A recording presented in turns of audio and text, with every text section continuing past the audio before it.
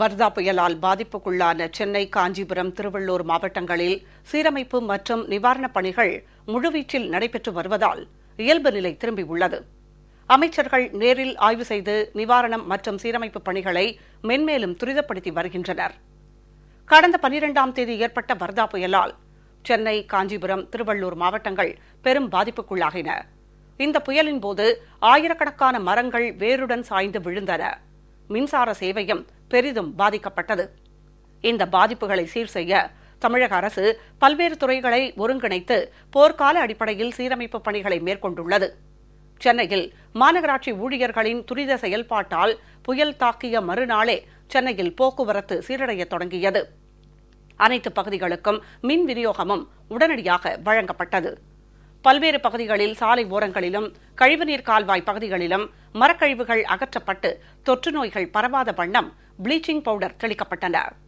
திருவள்ளூர் மாவட்டம் பொன்னேரியில் உள்ள மீன்வள கல்லூரி வளாகத்தில் புயல் நிவாரணப் பணிகளை விரைந்து முடிப்பது தொடர்பான ஆலோசனைக் கூட்டம் நடைபெற்றது.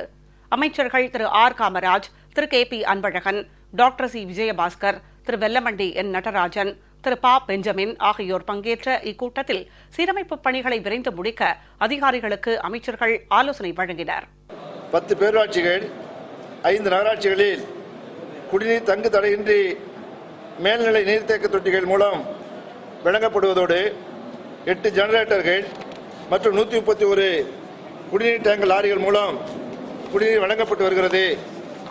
அது மட்டுமல்லாமல் திருவள்ளூர் மாவட்டத்தில் 46 இடங்களில் 14/12/2016 முதல் தற்காலிக மருத்துவ முகாம்கள் அமைக்கப்பட்டு 47 முகாம்களில் 151 மருத்துவர்களை கொண்டு பொதுமக்களுக்கு சுகாதார வசதிகள் ஏற்படுத்தப்பட்டு இதுவரை 38,900 நபர்கள் பயனடைந்துள்ளார்கள்.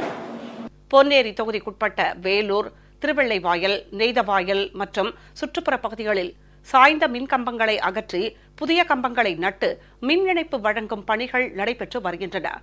இப்பணிகளை அமைச்சர் திரு ஆர் காமராஜ் ஆய்வு செய்தார். சென்னை அடையார் மண்டல அலுவலகத்தில் நடைபெற்ற ஆலோசனைக் கூட்டத்தில் புயலால் பாதிப்படைந்த பகுதிகளில் செயல்படுத்த வேண்டிய பணிகள் குறித்து அமைச்சர் திரு உடுமலை கே ராதாகிருஷ்ணன் ஆலோசனை வழங்கினார்.